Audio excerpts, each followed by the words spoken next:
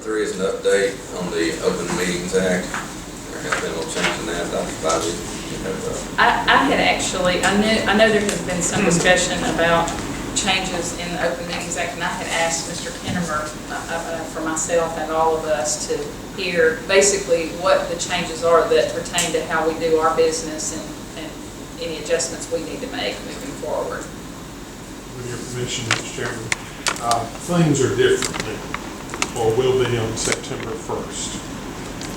Act 2015-340 strengthens in several ways the current Open Meetings Act. The act was designed to address the whole idea of serial meetings, where mayors of cities would have 2 council members, followed by 2 council members, followed by the last council member, come in and have discussions.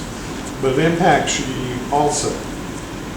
First, it states that it's the policy of the state that all processes of governmental bodies shall be open, with just a few exceptions. It says that no executive sessions are required, that serial meetings and electronic communications shall not be utilized to circumvent provisions of the law. It addresses one thing first. You can't deliberate, no matter where you are, with another member of this board, period. Let me say it again. You cannot deliberate with another member of this board except in an open meeting, period. And if you do, each time you do, if it is proven in court, then the person who sues you will get up to $1,000 or half your pay, whichever is less, for each occasion. Now, if you were making nothing, it's not a big deal. But not only are you making a little bit, but you would be going through a lawsuit. The school board would not defend you, could not defend you, and you would have to pay your own attorney's fees and likely the cost. So they're trying to say, don't do it. Now, what does deliberation mean? Deliberation is defined as an exchange of information or ideas among a quorum of the members of a subcommittee, committee, or the full governmental body intended to arrive at or influence a decision as to how any members of the subcommittee, committee, or full governmental body should vote on a specific matter. But at the time of the exchange, the participating members expect to come before the committee, subcommittee, or full body immediately following the discussion or at a later time. Now, that's nice fancy legalese for saying, how are you going to vote on this? Okay, but what if you're just discussing the issues? That's, You can discuss issues, you just but can't. if you discuss how are you going to vote on this, I think you have violated this law. And it's not only in person, Yeah. but you can't send an email. Say, John, how are you going to vote on this? You can't do a Skype. You can't do any of those kinds of things. And so, no deliberation. Now, it also talks about meetings. What you want to do is avoid having what can be called a meeting. And it's real easy to have a meeting without following the rules, because if you have a meeting, you've got to give certain notice provisions. If you don't give the notice provisions, you're in trouble. This defines meetings as what we would normally think of as a meeting, the prearranged gathering of a quorum of a governmental body or a quorum of a committee or subcommittee of a governmental body at the time and place which is set by law or operation of law. the prearranged gathering of a quorum of a governmental body or a quorum of a committee or subcommittee of the governmental body during which the full governmental body, committee, or subcommittee is authorized either by law or otherwise to exercise the powers which it possesses. Then they added the gathering, whether or not it was prearranged, of a quorum of a governmental body or a quorum of a committee or subcommittee of a governmental body, where the members of the governmental body deliberate specific matters. Okay. Don't deliberate except in meetings. And this is a meeting. The work session is a meeting for the purposes of this statute.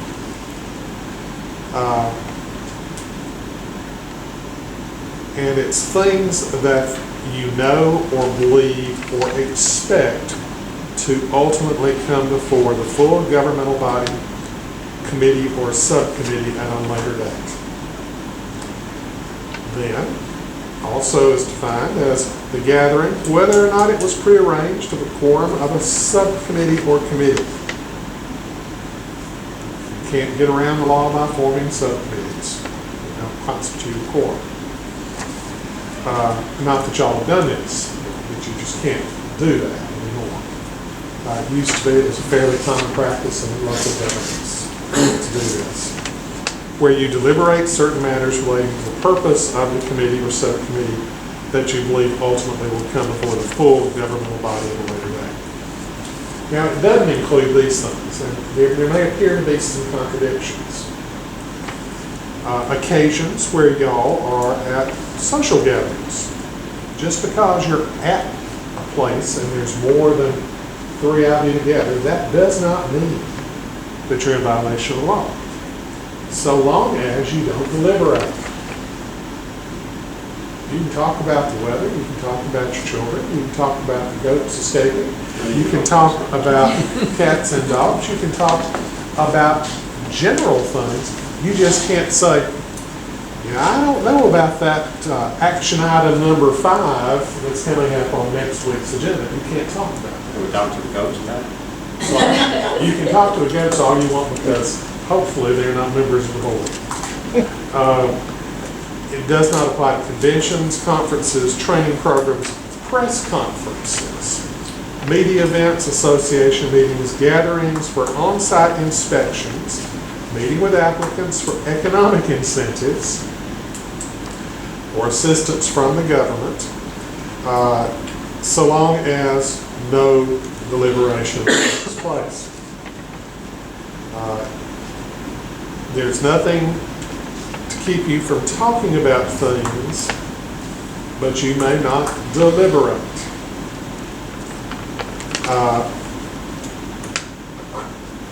It is illegal where, well, I think I've already said that, anything that you do in person, you cannot do electronically. So you cannot get, like the University of Alabama Board of Trustees did a few years ago, you can't get on a conference call. You can't get on a video chat. You can't do those kind of things to circumvent the law. That does not work. That's violated of the law.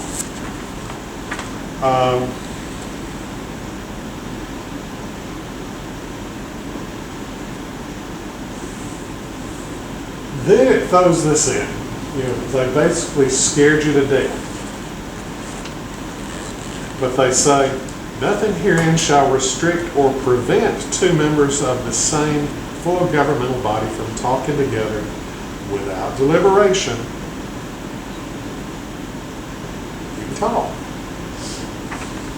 You just can't deliberate. Now, another thing that it forbade, and if you follow the no deliberation clause, you won't violate this anyway, is what's called a serial meeting. And that's where some cities and towns, not this board, but some cities and towns, common advice with the mayor would bring in 2 council members, immediately followed by 2 other council members who were waiting outside, followed by the 5th council member who was waiting outside. Bam, bam, bam. to get around the open meetings. That's not been uncommon these last several years now, not common practice here in this community, but not at all uncommon. That is absolutely forbidden. Because, and it goes into specific detail that any meetings that you, for example, had with the superintendent, you may meet with the superintendent all you want. But the superintendent cannot bring two of you in to talk about it, and then bring a third member in immediately after to talk about the same issues. Can I ask a question Yes, ma'am. related to that? One of my questions is directly related to that. So the superintendent could give information Yes. where there's no discussion. Let's say I was sharing information with her, then with her, then with him. Then if I have two of them sitting in front of me and I share and they're not saying anything, they're just listening and taking in the information, is that still considered a That's serial? legal. But it would be illegal for them To to start immediately leave, talking. and then you bring two more in immediately after. And do the same, just give And do the information? same thing. That would not be legal. Oh, really? Yes.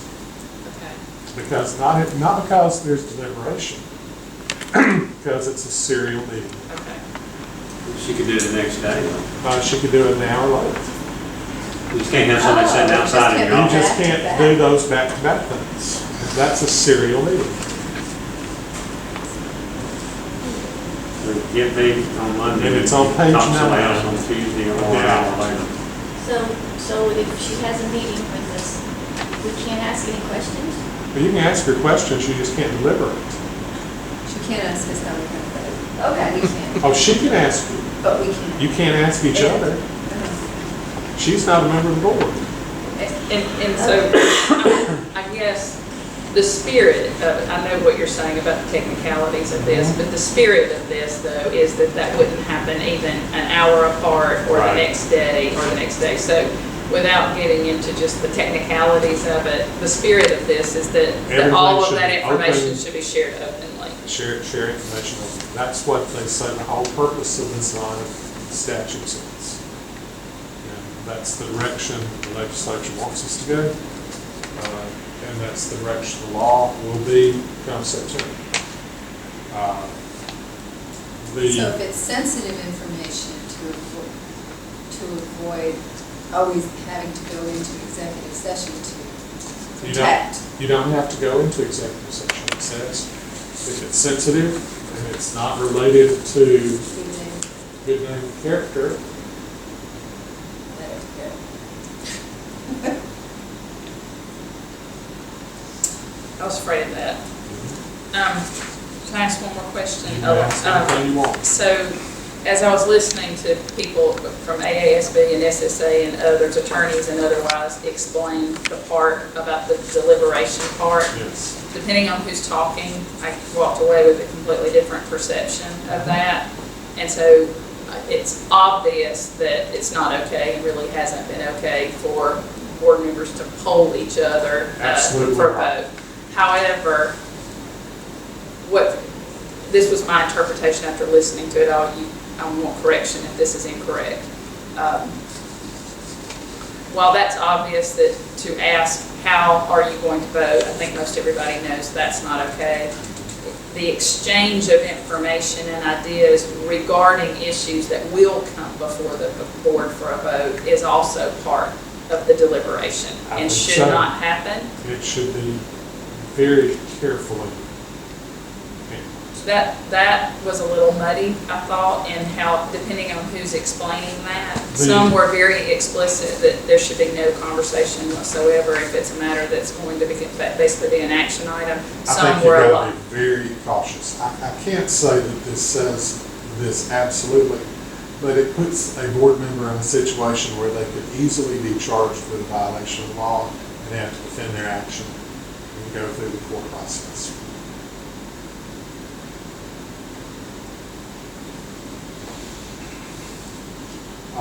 The Alabama legislature is not known to be a model of legislative clarity when it comes to writing statutes, and this statute is far from being a model in that way.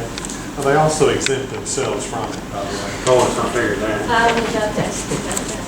So that applies to them as well. No. No, of course not. When we were working on our procedures, I wanted to put the differentiation between a voting and non-voting meeting, for lack of a better term. This is part of why, because I always want to call on work sessions and meetings, frankly, they're all meetings.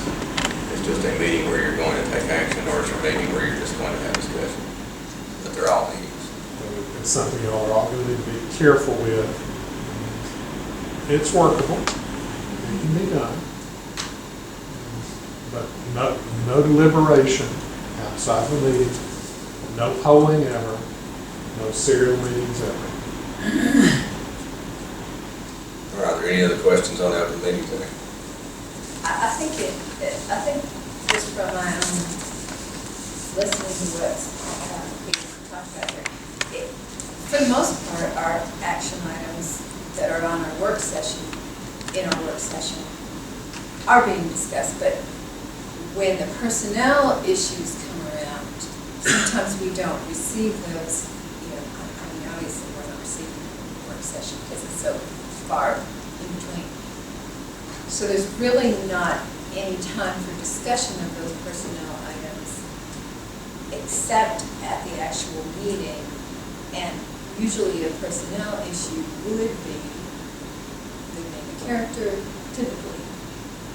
So that just kind of brings us back to that needing to go into executive session more often. The legislature says you don't need to go into executive session. So we're just supposed to just, It basically, I mean, how, Well, Go ahead. I mean, my thoughts on this are, and I'm going to address some of this and some things I heard over the weekend, just as we reflect on some things regarding board and superintendent roles and responsibilities. But one of the things that's strongly encouraged, I know, is, so when you receive the board packet for individual members to ask me questions, prior to the meeting. So a lot of questions, concerns, things like that can be handled through that one-on-one conversation.